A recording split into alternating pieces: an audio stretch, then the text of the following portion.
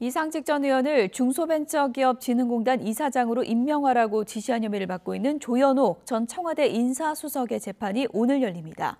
검찰은 문재인 전 대통령을 기소하면서 조 전 수석 사건과 병합을 신청했는데요. 취재기자 연결해서 들어보겠습니다.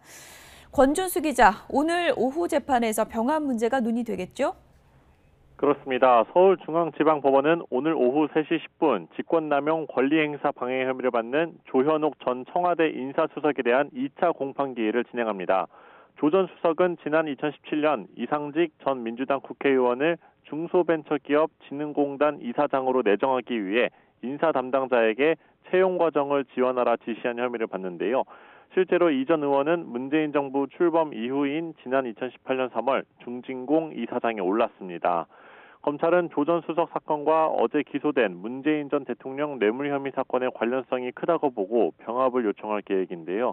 앞서 검찰은 문 전 대통령의 사위인 서모 씨가 이 전 의원이 창립한 이스타항공의 태국 법인에 임원으로 특채된 걸 문제 삼으며 문 전 대통령을 재판에 넘겼습니다. 검찰은 서 씨와 문달 씨 부부가 주거비 명목 6,500만 원, 급여 1억 5천만 원 등 경제적 혜택을 받은 건 문 전 대통령의 부정권한 행사로 가늠했다고 보고 있는데요.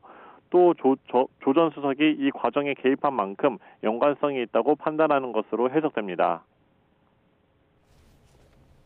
네, 문재인 전 대통령이 오늘 오후에 국회를 찾는데요. 검찰 기소에 대한 입장을 밝힐지 주목되고 있죠.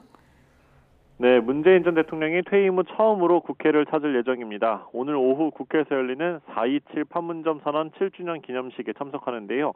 이에 앞서서는 우원식 국회의장과의 면담도 진행합니다. 문 전 대통령이 공식 일정으로 서울을 찾는 건 2년 만입니다. 어제 검찰이 뇌물수수 혐의로 기소한 직후 이뤄지는 첫 공개 행보기도 한데요. 입장을 직접 밝힐지가 관심입니다. 앞서 문 전 대통령 측은 어제 검찰을 향해서 짜맞춰 놓은 가공의 사실을 기반으로 위법한 벼락 기소를 한 거라고 비판했습니다. 또 법정에서 진실을 밝히는 걸 넘어 검찰권이 얼마나 어처구니 없이 남용되는지 밝히는 계기로 삼겠다는 입장을 냈습니다. 지금까지 사회부에서 YTN 권준수입니다.